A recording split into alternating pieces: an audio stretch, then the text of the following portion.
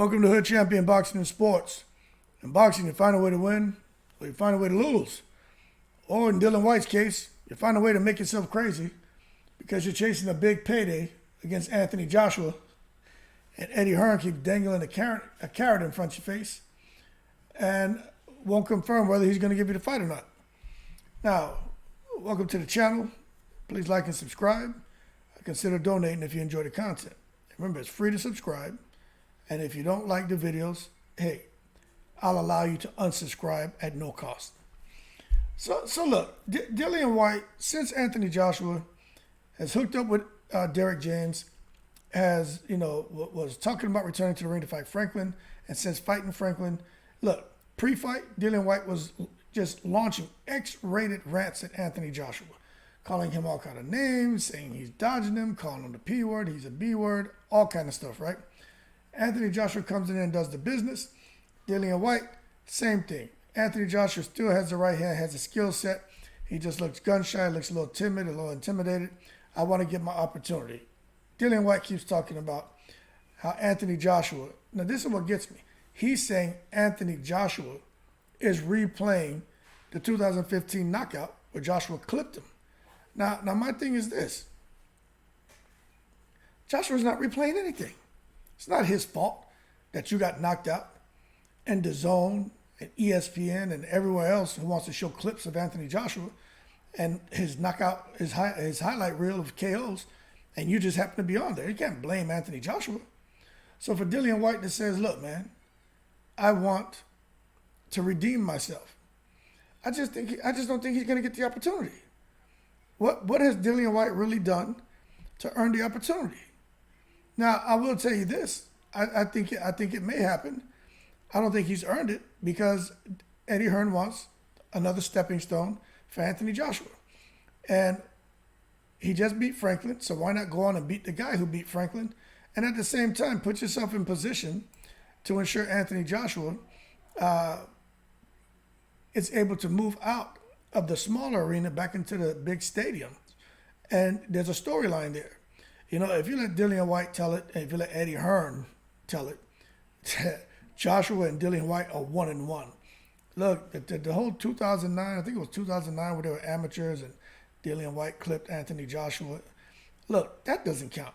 As a pro, Joshua destroyed him. As a pro right now, I believe Joshua destroys him. Unless Anthony Joshua is just trying to pop shot and throw single shots. At the same time, though, I will say, Dillian Whyte is not the lion he once was. In order for him to beat AJ, this cautious, timid AJ, Dillian Whyte's just going to have to just go balls to the wall and just go, all gas, no brakes. That's the only way he has a chance, and catch Anthony Joshua going straight back with his hands down and not really using his offense to create defense.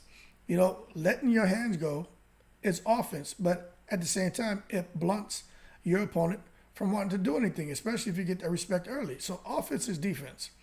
That's the only way I think a guy like Dillian Whyte gets an opportunity to clip AJ.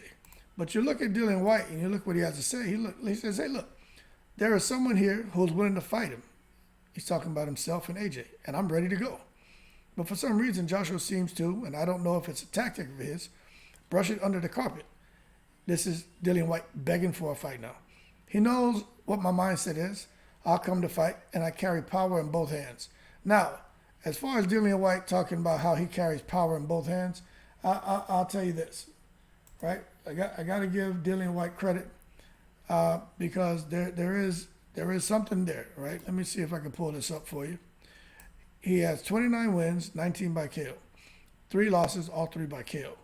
But when you talk about a guy that has power in both hands, look, Dillian Whyte does. More so the left hand, the left hook. Everyone knows about the left hook. But can he beat Anthony Joshua? I'm not sure he beats Anthony Joshua.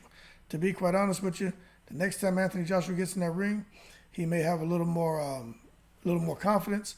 And one thing I'll tell you is working with Derrick James, and if they decide to go against Dillian Whyte, they already know Dillian Whyte's his reach isn't anywhere near Joshua's. And Dillian Whyte, all he brings to the ring for the most part is the big left hook. They nullify the left hook, and Dillian Whyte is out of there. And I think he gets viciously knocked out. I'm telling you right now, my opinion, Dillian Whyte's a tough guy, but I think he's one or two fights one or two knockouts away from being in position to Derek Chisora, where 15 years down the road, we may see these guys with serious speech impairment, serious, mechanical issues when it comes to their body, cognitive struggles, because you just can't keep getting in fights and getting yourself knocked out. Okay? And I think if he fights Anthony Joshua, I just think they're going to easily nullify the big left hook and they will knock him out cold. I do. I don't think he stands a chance. But I'll tell you this, when it comes to Eddie Hearn, they can talk Tyson Fury. But even Eddie Hearn, he's going to talk Tyson Fury's name. This is all marketing. Tyson Fury does the same thing. Other promoters do the same thing. They throw out the big names in the division. And that gets people talking, gets attention, ears perk up. But the reality of Anthony Joshua's situation is he clipped Franklin, go beat the guy who beat Franklin. Because Dillian Whyte feels when he beat Franklin, he earned the right to fight AJ. Go ahead and get him. Let's settle this quote-unquote trilogy, right?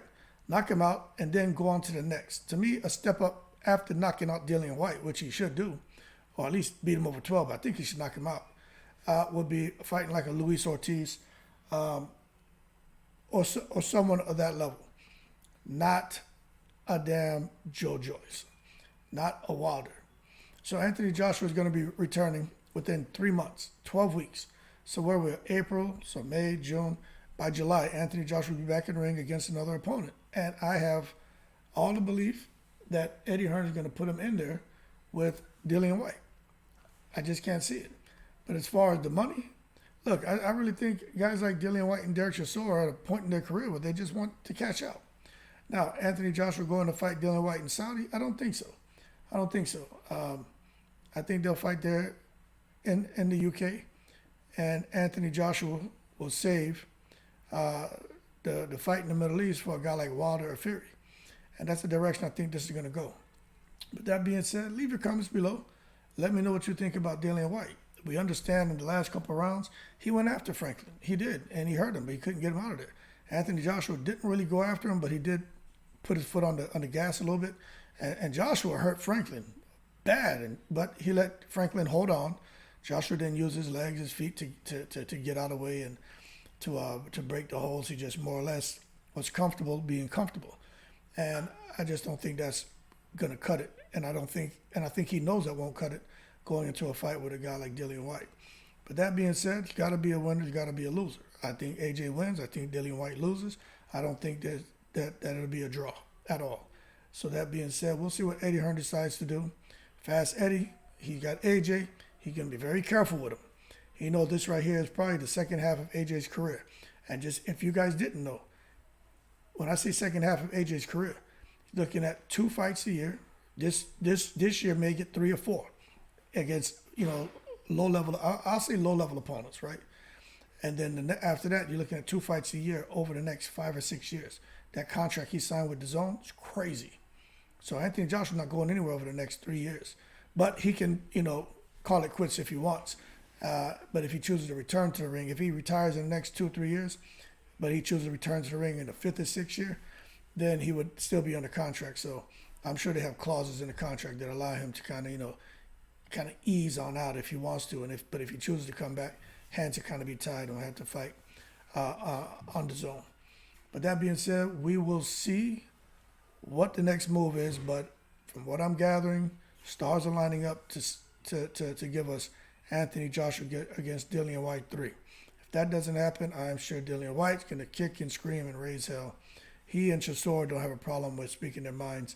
And I think sometimes when you're very vocal and often disrespectful, you kind of hurt yourself and hurt any opportunities of getting what you really want. You don't need to, just because you raise your voice doesn't make you any more right about anything. It just makes you loud. And Dillian Whyte is just loud. But that being said, let's see what happens. But I personally think Dillian Whyte, chase the payday, but I don't know. I just don't think he beats Anthony Joshua. I just don't think he can. That being said, let's see what happens. Y'all keep cool. Shout out to the veterans. I'm in the breeze.